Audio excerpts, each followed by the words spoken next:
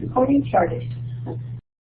Okay, so this is Restoration Movement in America, and basically today I want to kind of introduce the course a little bit, talk some about what to expect, talk a little bit about the assignments in the course, and then we'll that'll pretty much be the overview for today.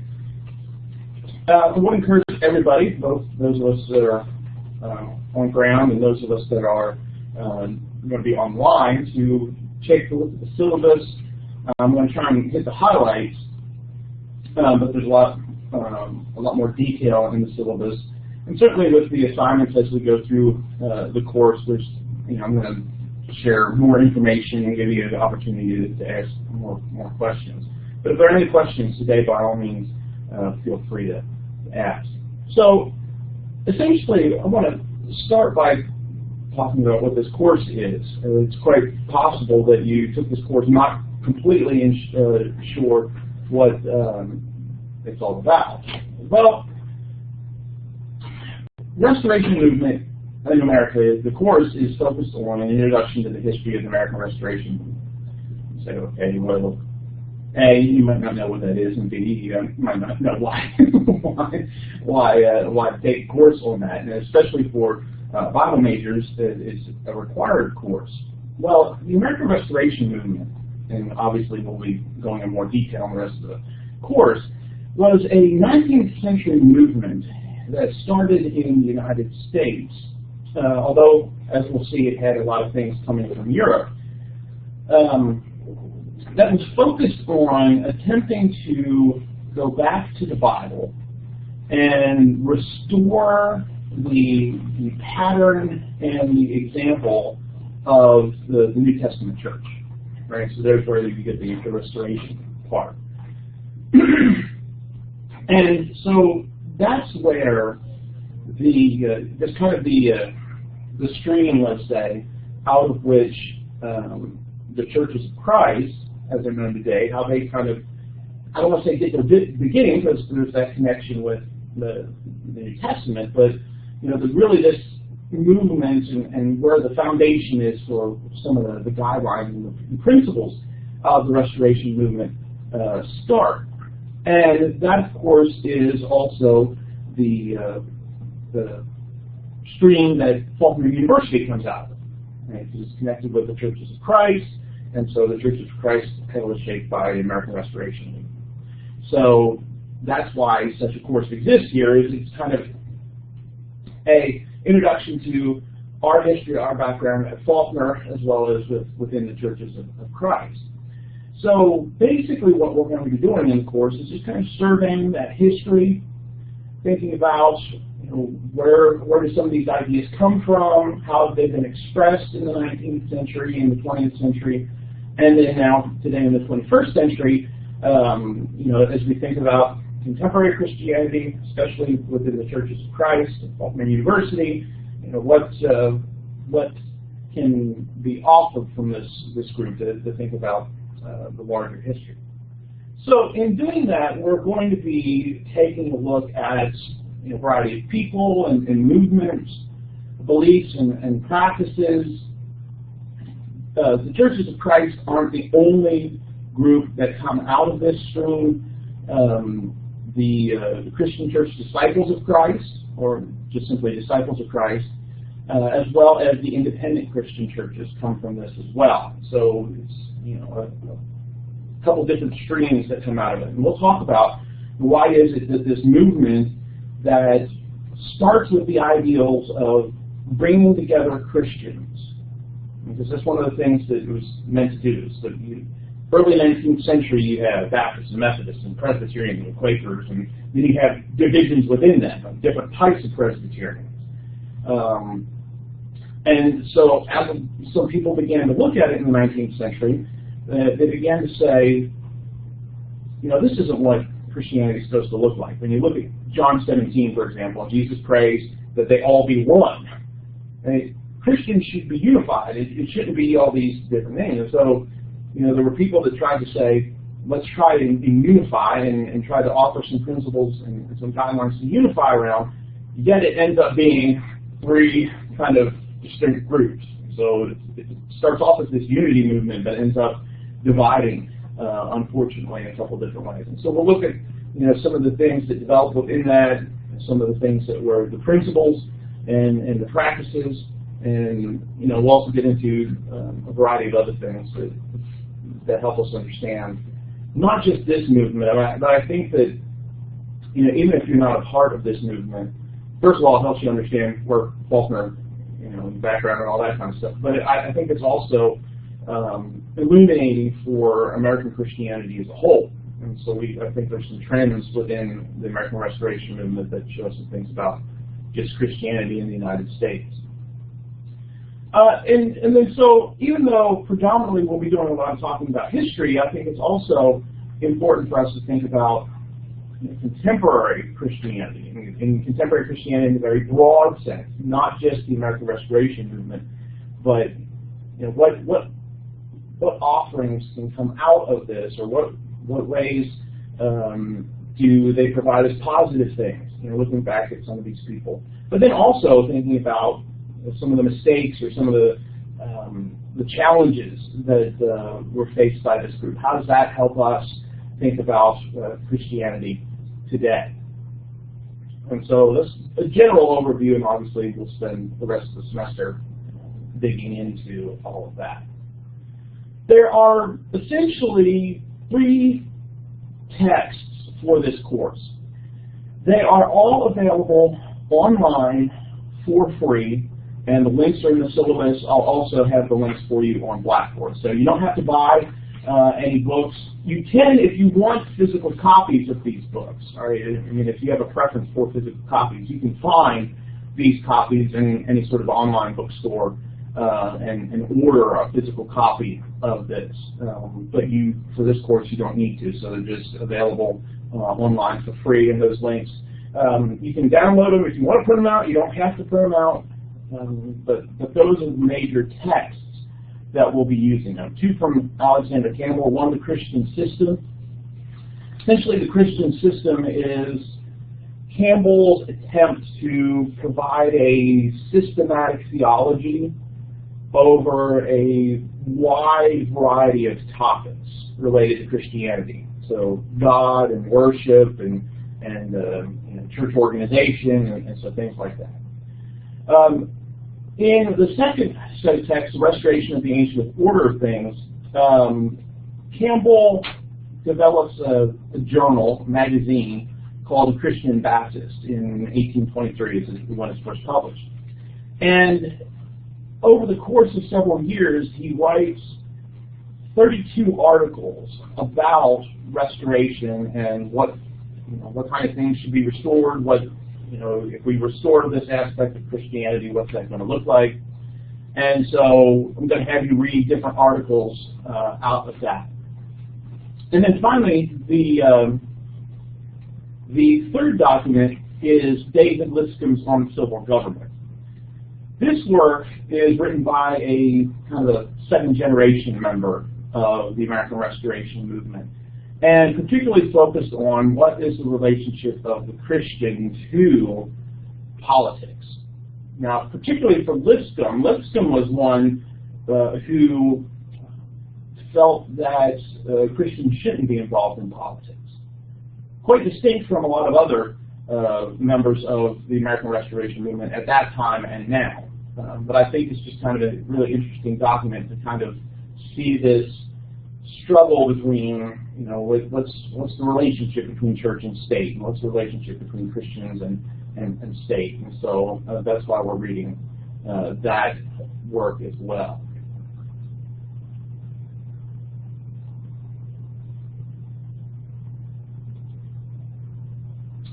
So there are a couple things that we're going to try and accomplish in this course in trying to kind of get this broad overview. And so essentially what I'm wanting to accomplish is to, at the end of this course, that's what the objective section of the syllabus is for, all right? What are you going to be able to do at the end of this course? Well, first, be able to talk about some of the historical backgrounds. what are some trends, some developments, some people in Christianity in the 16th, 17th, 18th century that laid the groundwork for this movement of restoration. Alexander Campbell is very important in developing a type of restorationism that shapes Churches of Christ, Disciples of Christ. But he didn't just appear out of thin air. There were other movements before him that kind of laid some framework for that. So we'll talk about that. We'll talk about different people. So at the end of the course, you should be able to talk about who Alexander Campbell is, who Barton Stone is, and some other names that David Lipscomb, like we mentioned already. Names that you might not know now, but hopefully at the end of the course, you'll know. Question. Sure. Alexander Campbell, was he a minister? A lot of these ministers? Yeah, a lot of these were ministers. A lot of them were ministers in, like, Campbell. Well, Campbell, his father was a minister in the Presbyterian Church.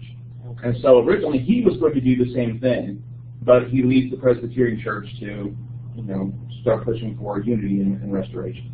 But a lot of these other figures, start off as ministers in other churches, and are convicted to say, let's get rid of these labels, let's drop all these labels and just be Christians and try to unite as Christians. So these kind of like noted people like George Whitefield and all of that. Yeah, I mean, before that, they would have certainly set the stage in a lot of American history for some of these things. When Whitefield, some of the people in that time wouldn't necessarily have been restorationists. Whitefield was an Anglican, and so he supported the Church of England, that kind of state church concept. But I think this is a little different from this. Yeah. So I mean, kind of developing a similar time and a similar stream, but kind of developing in a different way. Yeah, so we'll talk about those figures and developments and changes and all that kind of stuff. And we'll talk some about what's going on at the time, contemporary American religious history. And so, for example, Whitefield is very emotional in his presentation. Once people have this emotional response, but Campbell is very against that. He wants to be more rational. It's going to be this rational choice, and so he has a lot of he argues against some of the heirs of Whitefield who would have tried to make people feel a lot of guilt and shame and fear, and then emotionally respond out of that. And so Campbell kind of says, that doesn't. How do you move from getting people to fear God to getting people to love God, right? And so there is kind of a rejection of that. And then we'll also talk about the three major groups that come out of that: the Christian Church, or the Disciples of Christ. That's their official name today. We'll probably most of the time just say Disciples of Christ. The independent Christian churches and the Churches of Christ. So we'll kind of track all three of those groups as the Restoration movement breaks into those different streams.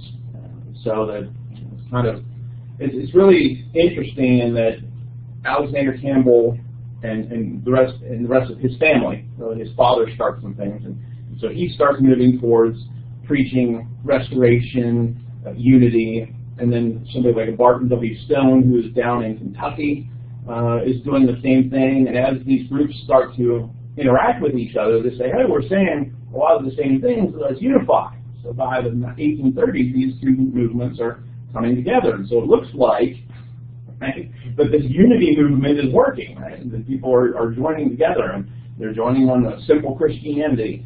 And then by the end of the 19th century, there's two groups. There's the Disciples of Christ and the Churches of Christ. And then eventually, into the 20th century, the disciples will break again into the independent Christian churches and the Disciples of Christ. And so we'll talk about what are some of the things that led to that. And then today, even though they're all kind of religious heirs of this, what is it that distinguishes these three groups?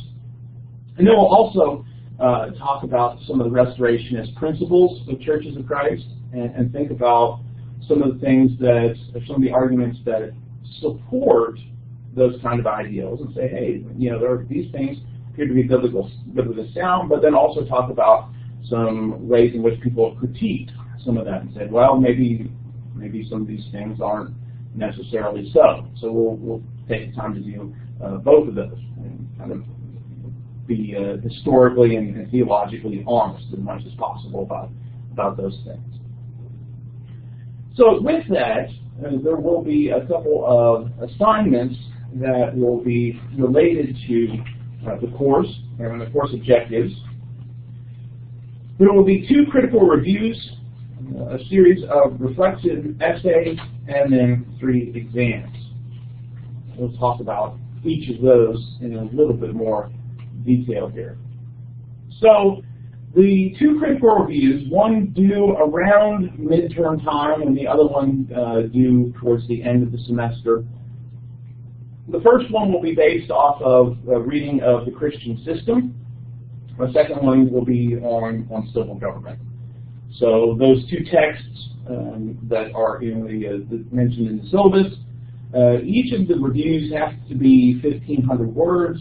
That works out to be about 5 pages double-spaced. Essentially, and I'll give you more details as to the ins and outs of what exactly I'm looking for as we get closer to time. But essentially, it is an evaluation of their arguments. So the first one, taking a look at the entirety of the Christian system, talking about what is it that Campbell is trying to argue in this book, what are some things he's trying to promote, and then so first laying it out, this is what he says, and then say, evaluating that. Is that accurate? Is that biblically sound? Is it realistic?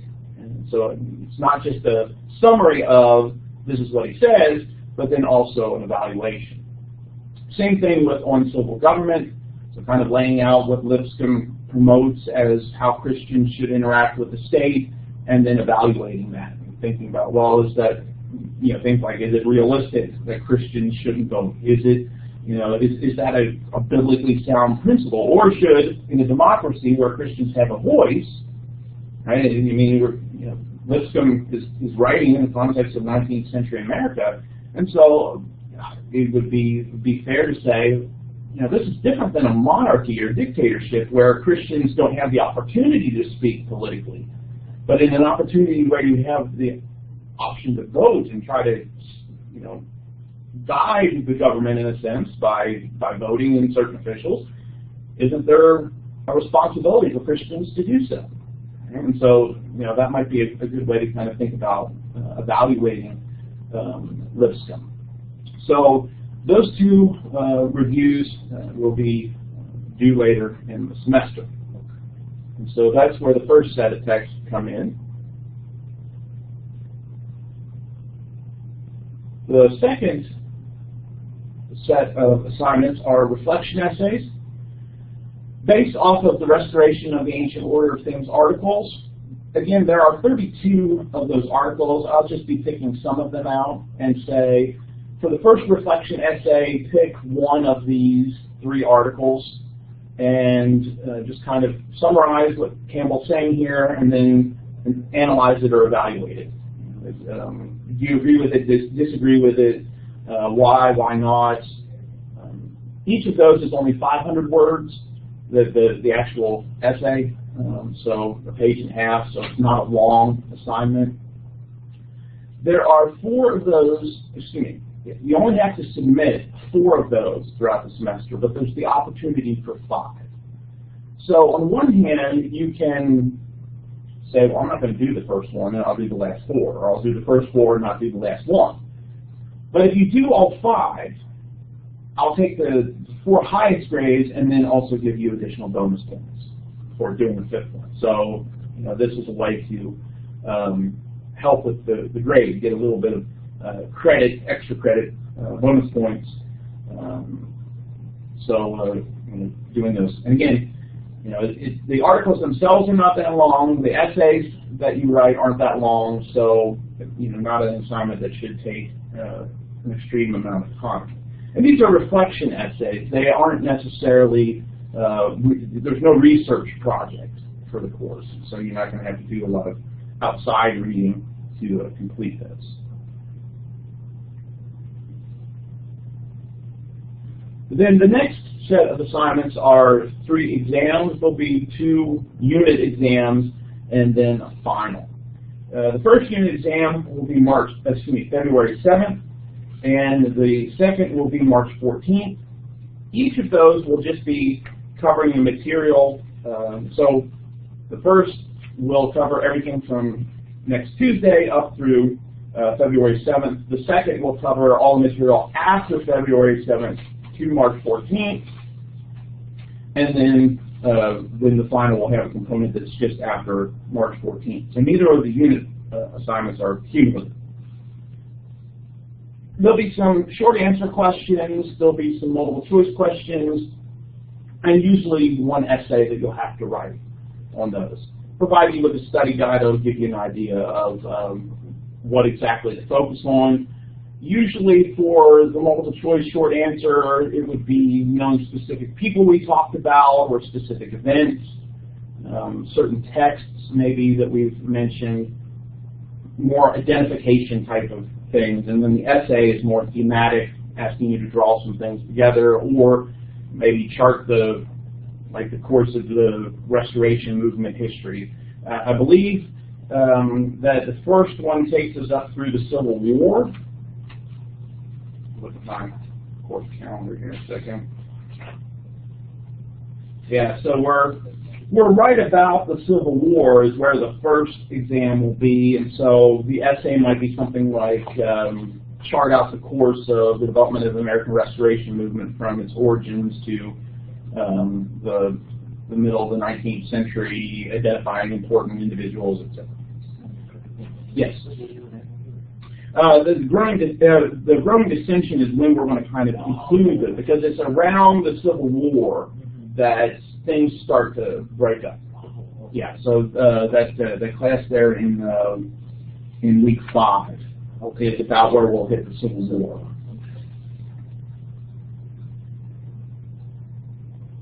And then after that, we'll go from the Civil War to, I think, the end of the 19th century. Let me double check. Well, we'll go to the about the middle of the 20th century for the second exam, and then we'll back up a little bit because we'll get into the split between the disciples of Christ and the Christian churches around that point. So that's roughly time-wise where we're going to break it. So it'll just be on those specific times. But the essays would be more thematic of tracing out something larger. I'd still want you to include people and places or events or anything like that, but it's more of a broader overview. And as I said, I'll give you a study guide on that at least 2 weeks before each of those assignments or each of those exams. There'll also be a final exam that one section of it will be material covered after March 7th. And then there will be a comprehensive essay. And the essay is the only thing that will be comprehensive on the final. So there'll be a comprehensive component and then one that's a unit component. So that'll make it a little bit longer, but the first part will look just like the other unit exams, and then you'll have an essay to get finished. There'll be a study guide for that as well as to what to focus on for that.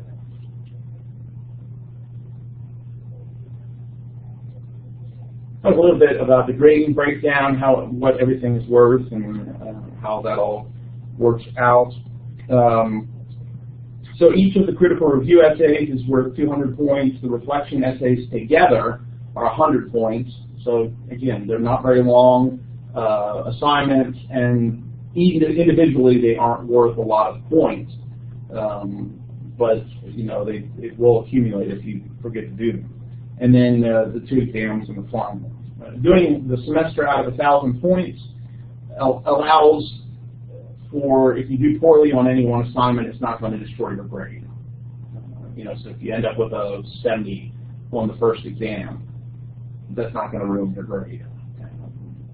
So, and then also, at any time, you should be able to figure out what your grade is and what you need to do in order to get the grade that you want.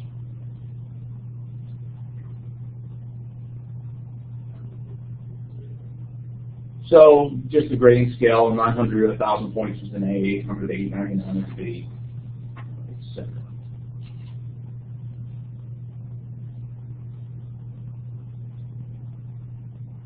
So let's talk a little bit about some other things. So attendance, 4 points a day.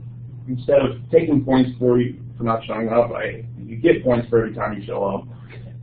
You can miss up to 3 classes without an excuse. Just, hey, it's a very nice day, I'm not coming to class. Or for the online students, I had a lot of work this week, so I'm not going to submit the notes for that particular class.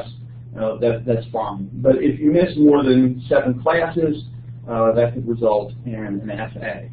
Attendance and participation is slightly different for the online class, and so I'll be providing some guidelines specifically for that in a separate communication. So, one way to bolster your grade is, showing up, or in the case of online, making sure to submit your notes from the videos. If you don't use those 3 skips or the 3 misses, that's also another place where you can add some extra points, because you could end up with 112 out of 100 for the attendance or participation section. So, it's a pretty easy situation there. Makeup work. We don't have any reading quizzes, so I don't know why I left them on there and copied that from another slide for another class. But certainly if you have an excused absence, you can make up an exam. If there are any other sorts of situations that are requiring you to miss assignments, please get in contact with me as soon as possible, instead of waiting for the end of the semester when there's less that I can do. If there's something that comes up in the middle of the semester and you talk to me early about it, there's other things I can do. The use of technology, I don't have a problem if you want to use a laptop or anything like that to take notes. This doesn't apply as much for the online class, but maybe you shouldn't be chatting while you're watching the video, or I'm texting, whatever. But for the face-to-face class, it might be more of a distraction than it would be for the online class. But try to keep those distractions down, because it does distract you, obviously, and then it does distract others. There are certainly possibilities where let me start back over. I'm a human, I make mistakes even on grading. And so there might be some situations where I return a graded assignment to you and you say, well, I really think I did better on this, and looking at the comments you've made, I talked about those things, for example, and I think you missed that. Oh, that's perfectly fine to bring that back to me and say, could you look over this again with paying attention to these 2 things? Because you said this is what I should have talked about. It's right here. So by all means, if there's a situation where you believe that the grade that you earned a higher grade than what I gave you, please get in contact with me about that. The university policy is it must be within 3 days after it's been returned to you. So, as soon as it gets back, take a look at it, get back with me as soon as possible.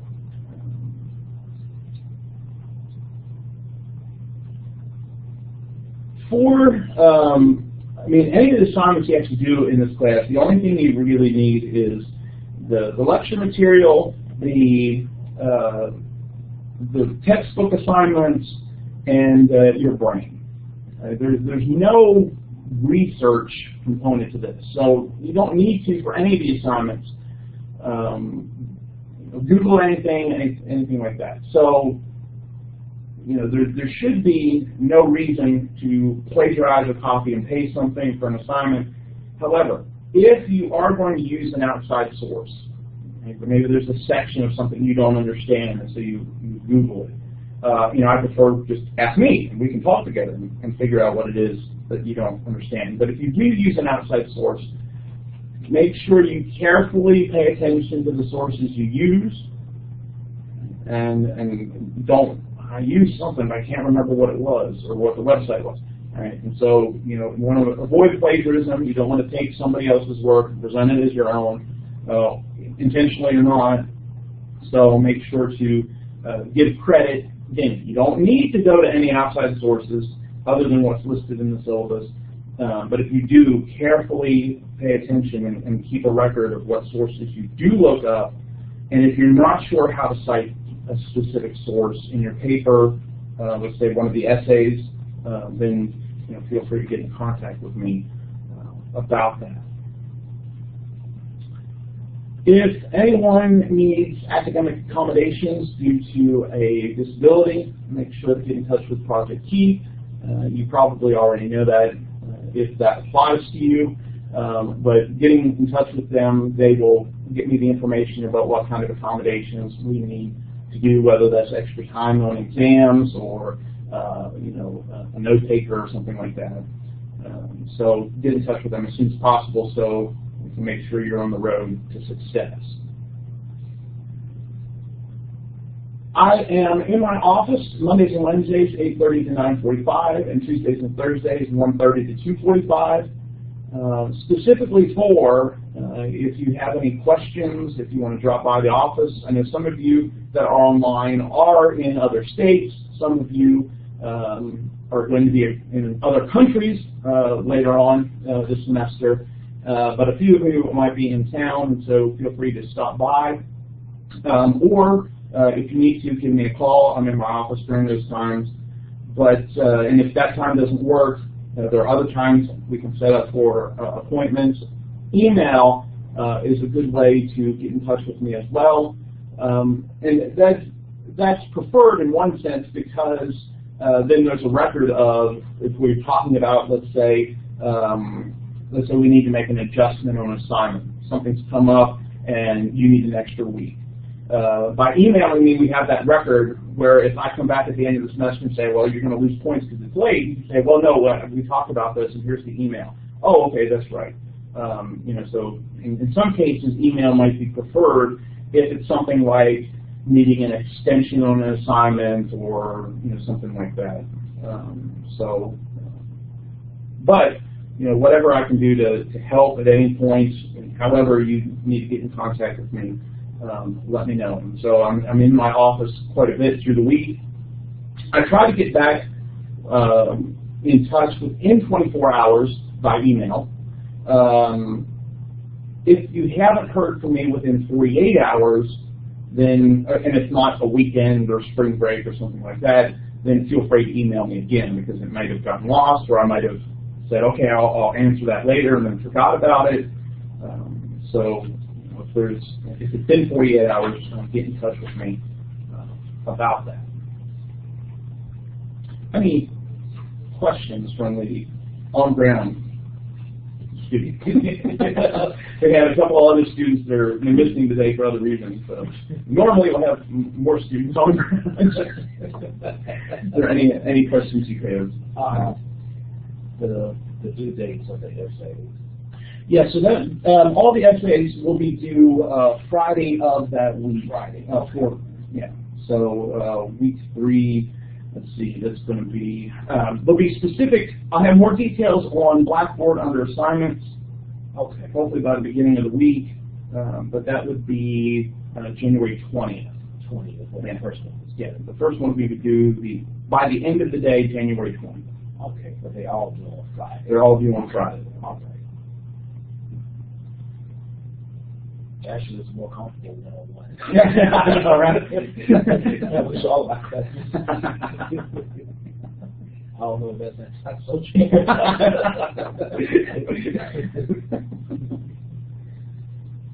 Other than that, I believe I'm clear about the running. Okay.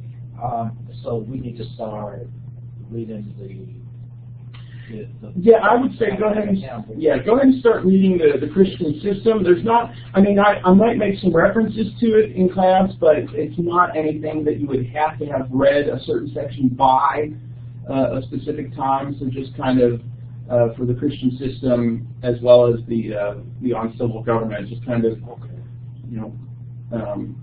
read through them as you can. Maybe a chapter, a couple chapters a week. That way you're not by the end of by midterm trying to read all of it before the essays due. Do you want us to read it in the articles also? The articles, they're the ones that are going to be for those reflection essays. Okay. And so I'll space them out and say, you won't have to read all 32 of them. And so for the first one, I'll say, read one of these three. So it'd be like number 1, number 5, and number 7 or something like that. I don't know. I haven't specifically decided which one. But I'll say, read one of these three, and so you just have to read that one for that specific assignment. And the next assignment will be a couple other ones. So, yeah, they'll be spaced out.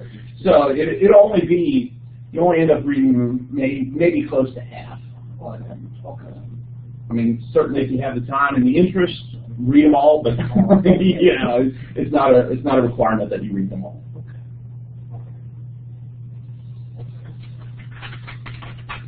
All right, let's take a little bit more time here to just kind of set the stage for some things for the rest of the semester, and just talking about why spending the time studying religious history is of value anyway.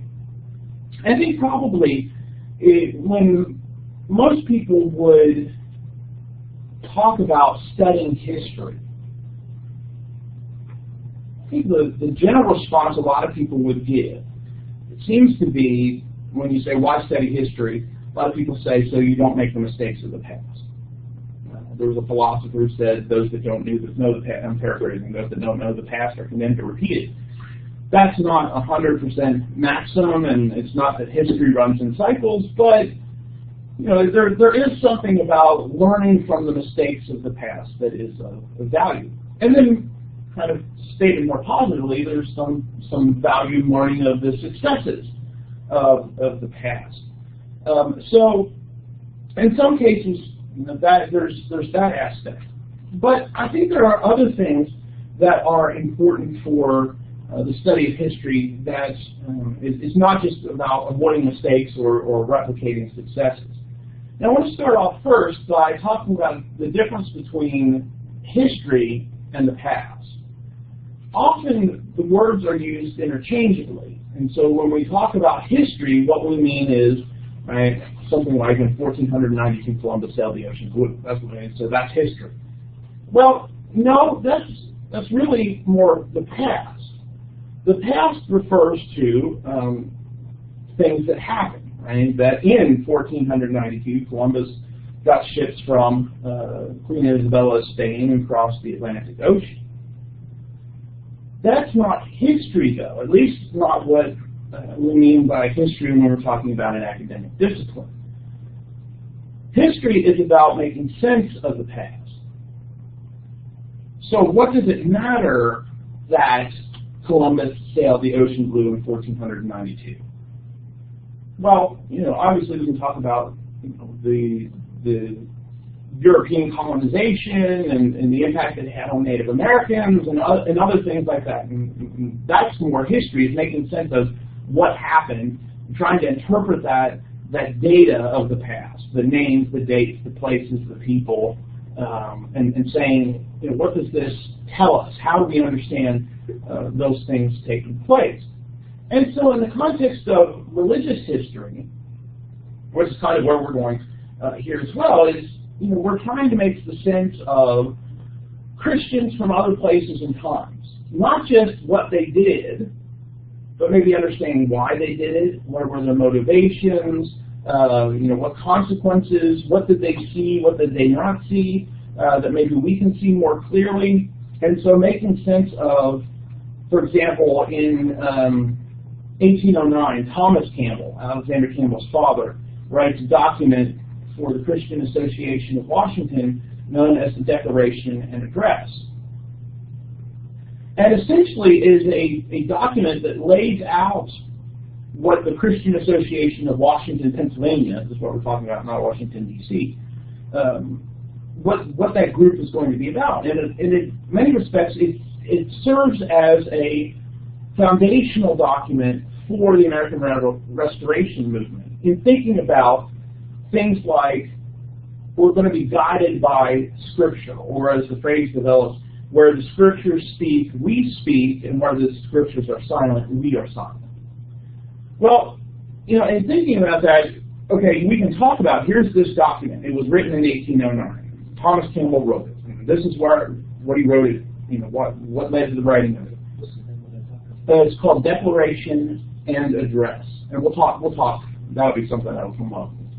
And that will probably be a question on the first exam, because it's a really important writing. Declaration of Address. Declaration and Address. Okay. And it's an important document? Yes, for the American Restoration Movement. Yeah, but history is kind of making sense of that importance. I mean, how did it end up being important? Because it's meant to be this unity call, and it's pretty much ignored in Pennsylvania. It's not this big reception. But, you know, and so if we just go off of, like, how many people read it, how many people were motivated by it, it doesn't seem like it's that important. But in a larger view that we're able to do, because we're looking back on it, we can say, oh no, it actually ended up being very important, even though at the time. Right? So history is that taking that data of the past and making sense of it. Right? Thinking about what are the things that led to this, what are the things that came out of this, instead of just saying that on this date such and such happened, and here were the people involved. Right? We sometimes think history is that. That's not what history is. Making sense of that and thinking about it. So historians, as a discipline, including religious historians, are interested in a couple of things. Two historians have kind of mapped this out, and they call it the 5 C's, because each of these 5 characteristics begin with the letter C. The first thing that historians are interested in is change over time. Now, certainly there's continuity. And so if we take the wide overview of Christianity from the apostolic period to today, there's continuity. Right? Belief in Jesus as the Son of God. Belief in the activity of the Holy Spirit, the practice of communion or the Eucharist in some traditions. Right? There's continuity there in that these things have been taught, believed, practiced for centuries. But historians are interested in how have these things changed. So that, what Paul meant when he said Jesus is the Son of God, there's a lot of things that are still what a 21st century Christian in the United States means when he says, or she says, Jesus is the Son of God. But there's probably some things or some let's say, ideological baggage attached to that wouldn't necessarily have been something that Paul might have said. The way that the apostles practiced communion probably looks quite a bit different than how 21st century Christians practice communion or the Eucharist in a variety of ways. So historians are interested in change over time. So what we will be thinking about, here is this group, first of all, who kind of rejects the history before it. And so the Catholicism of the Middle Ages, and even to some extent some of the Protestantism of the Reformation, it says we want to go back to the original pattern of the New Testament. And so there's this rejection of all of that. And so there's this attempt to try and start something new. But what they tried to start, although we can trace the trajectory of a group that still exists today, there's a lot of change and difference between what they intended and how it's practiced and lived out today. The second C is context. There is a historian who wrote a book called The Past is a Foreign Country. And essentially that's an important thing to remember. And just like if you go to a foreign country, there might be some things that are familiar. There are probably a lot of things that are different, particularly if it's a country that speaks a different language, is quite different than a westernized country. So, you might recognize some things, but a lot of things are going to be unfamiliar. And so you don't understand the language, you don't understand the customs. We have to remember that the past is like that. They didn't always think like we think today. They didn't always value the same kind of things we value today. And especially as we're talking about 19th century, there were a lot of people in the 19th century who identified as Christians who had no problem with slavery. Today, I don't think there's too many Christians that would support the idea of slavery. In fact, a lot of Christians trying to completely eliminate the vestiges of slavery that exist around the world today. Well, I'm not saying to say, well, it was okay because they lived in a different culture, but I think to understand, we have to understand, okay, they lived in a different culture. It was still wrong, still morally wrong, yes, but to understand. So that, for example, Thomas Jefferson, who wouldn't have been a traditional Christian, obviously, he's writing the Declaration of Independence talking about all men being created equal and life and liberty and pursuit of happiness as being these inalienable rights, yet he also has slaves. He also mistreats those slaves and has children by some of those slaves, or at least somebody in the Jefferson family did. What do you do with that? Well, not that it's right, but it's, there's a different context there. And so in trying to understand, we have to sometimes try to strip away our 21st century context as much as possible to put ourselves in that world. But then there's also the importance of understanding the context of the documents we read. And so we want to make sure we represent the past as accurately as possible. Just as one brief example of its misuse, there are a lot of people today, not too many of them historians, but a lot of Christians today, who would argue that the United States was formed as a Christian nation. And we'll point to various statements made by founding individuals, people like Washington, Benjamin Franklin, etc., to try to make that case.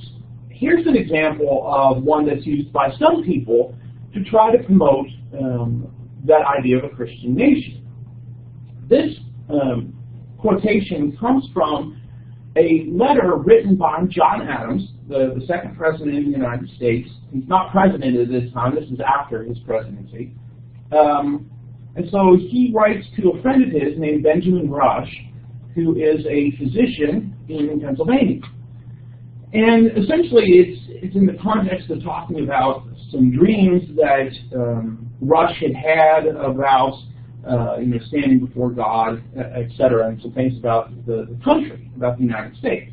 And so Adams writes, but my friend, there is something very serious in this business.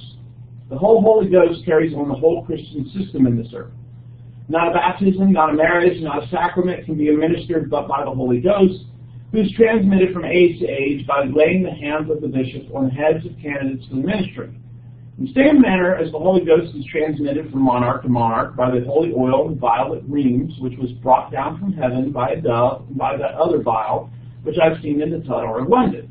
There is no authority, civil or religious. There can be no legitimate government but that which is administered by this Holy Ghost. Now, some people have used this particular paragraph to say, see, here Adams believes that God is behind the creation of the United States. And since God is behind all governments, there is, he sees the Christian government, or he sees the Christian origins for the country. However, immediately after he writes this, are a few other sentences that he writes that don't get quoted. Now, right after he's written all this, he writes, although this is all artifice and cunning in the sacred original in the heart, yet they all believe it so sincerely that they would lay down their lives under the axe or the fiery faggot for it. Alas, the poor, weak, ignorant, mute human nature. When you read that sentence, that essentially undoes, right? So when he's talking in that first paragraph that we read, he's saying this is what people believe. It's not supporting what he believes, but it supports what other people believe. Yet that part gets used, this part doesn't. And in its context, this is very, very important for understanding what Adams is talking about. One quick question. Sure. Is the word artifice is kind of another word for ridiculous? Not so much artifice as ridiculous as in made up. And so this is artistry, or it's been put together by somebody. That. So essentially, he's saying that this idea that the Holy Ghost commissions government is made up, right? Because Adams himself appears to have been a Unitarian, meaning that he believed in God, but he didn't believe in the Trinity form of God. He didn't believe that Jesus, for example, was the Son of God in a divine sense, and he just believed that Jesus was a human being. So when you see some of these quotes from the past, we have to be careful that we're entirely understanding everything that's being said to the best of our abilities. And so this is very important in reading those Restoration of the Ancient Order things articles. Like if you take a passage out, be careful. Is this something Campbell's supporting, or is this something he's rejecting? Because a lot of these letters in ancient, not ancient times, the 1809 was not ancient. In older times, particularly in this time period, they would use a lot of sarcasm and things like that, where they would present somebody's opinion, but they're doing it in such a way as to actually reject that opinion. And so you have to be careful that you are reading it closely enough that you are understanding what's being said. So the context, both understanding the cultural context in which somebody is living at a particular time, but then also if you're talking about historical documents. The third C of historical thinking is causality. In thinking about causality, what we're talking about is the recognition that there is in human history, there are in human history larger forces at work. We are shaped by economic forces, political forces, cultural forces. There's all sorts of things we can say, and as well as our our family, our background, our socioeconomic status, our race, gender, all those kinds of things are these larger forces that shape human history. So that it's important to see that those larger forces are at work. Now, that's got to be balanced with a fourth C, which is contingency, which essentially suggests that human beings have agency.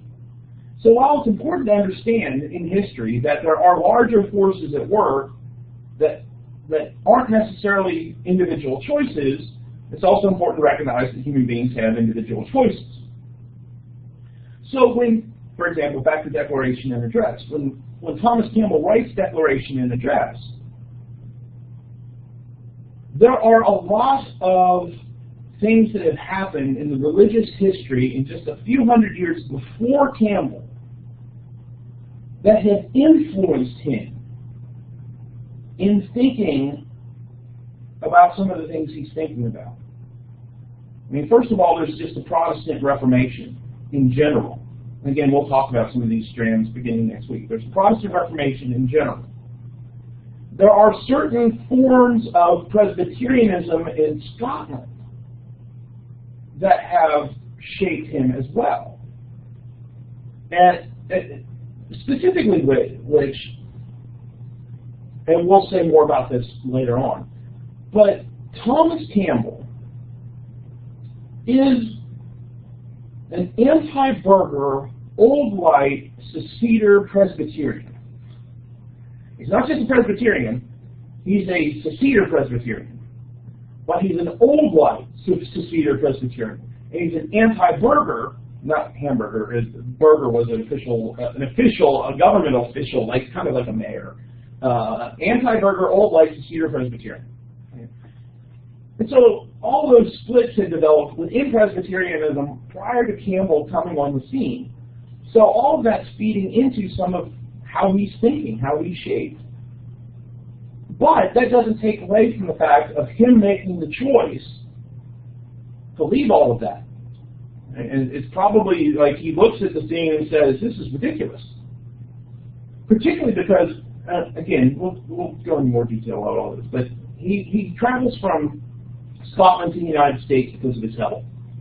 And he tries to find a place to be a Presbyterian minister in the state of Pennsylvania. And so he goes out to western Pennsylvania, where he's assigned by the presbytery. And at the time, western Pennsylvania is just kind of moving away from it being a frontier area. So there's not a lot of people, relatively, and there's not a lot of Presbyterians. There's not a lot of Seceder Presbyterians, and there's not a lot of Old Light anti-burger Seceder Presbyterians. And so some people that would have been burghers, some that would have been New Light, some that would have not necessarily supported all of those things are worshiping where Campbell's preaching because they're somewhat closely connected. And Campbell gets in trouble because he allows them to take communion, even though they are not the right type of Presbyterian. Well, you know, we're seeing both here these kind of greater forces at work for, you know, why this debate is happening, but also the choices of Campbell say, even though the presbytery is going to look down on this, I'm going to allow these people to take communion because otherwise there's not a way that they can take communion. You said this happened in what, Sweden? Or this is Pennsylvania. So he lives in Scotland, but then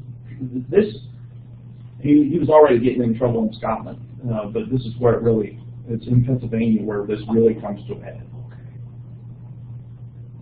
So there's both the greater forces at work and the individual choices of human beings.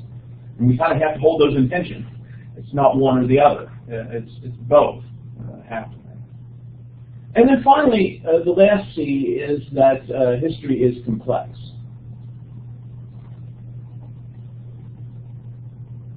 Human beings are complex people. Just like Jefferson could somehow in his mind, although it seems very odd and inconsistent, that he would hold both liberty for people and slavery for some, people are complex. And probably if we all took a look inside and looked at our own life, there's probably some things where you say, well, if I truly believe this one thing, then I wouldn't do, or I wouldn't believe this other thing, but we hold them in tension. Hopefully not anything as, you know, like slavery. But you know, people are complex. They often hold ideas that aren't consistent with each other for a variety of reasons. You know, we make excuses for a family member, or we ignore certain things in our own lives. There's all sorts of things we can do where when we look at it, we say, well, that's inconsistent, but we do it. And so it's not a very simple thing to look at the past and make judgments. It's not, again, it's not to say that we can't say it was immoral to do certain things in the past, but it is to say we have to recognize that sometimes the past is more complex than we would like it, and more complicated than we would like it. We'd like there to be clear good people and clear bad people, but I mean, within Christianity, you know, we're all sinners, and so we're all kind of a mixture of, as Christians, sinner and saint. So it comes back to why studying religious history. Well, you know, certainly there is those lessons that we can learn from the past that hopefully help us in the present. And I think that, you know, there's been some historians who have suggested there are certain virtues that develop out of the study of the past, the study of history. You know, we learn humility, I think, in that we realize that people in the past who we can look back and say, well, they were really wrong about that. Maybe it should remind us, you know, that maybe we need to be humble about what we think we know. And again, that's not to say you shouldn't be confident about truth. You shouldn't believe that. I mean, I believe there is truth, but it, you know, the humility of I could be wrong too, and so I should always be open and willing to change my ideas if I'm presented with the truth, or I'm presented with a clear indication that I've been wrong about something. So humility can come out of studying history. Selflessness. And we're talking just a little over 200 years ago. And we're not going to be talking about anywhere close to the number of people that have been members of this movement. We're going to be talking about some of the major people that have significant impact. And so there are a lot of people whose names have been lost. That maybe there's some mark somewhere, some collection of letters in some family member's attic of somebody that lived in the 1850s who we're not talking about because they're just not remembered. I guess maybe it should kind of we should recognize 200 years, will anybody be talking about us? Probably not as individuals, right? There might be people talking about us in general, right? People in Montgomery in 2017 did such and such, but the actual names of us are going to be lost to history. So we aren't really, in that sense, a big deal. So instead of being so focused on ourselves, maybe it should be a reminder we need to be working on serving others, right? Thinking about loving our neighbor as ourselves. Those are the kind of things that perhaps history can help us to be more mindful of, as well as being more hospitable. Hospitality in this context is the willingness to listen. And history, if we do it right, puts us in the position of having to listen to people whose views are different from our own.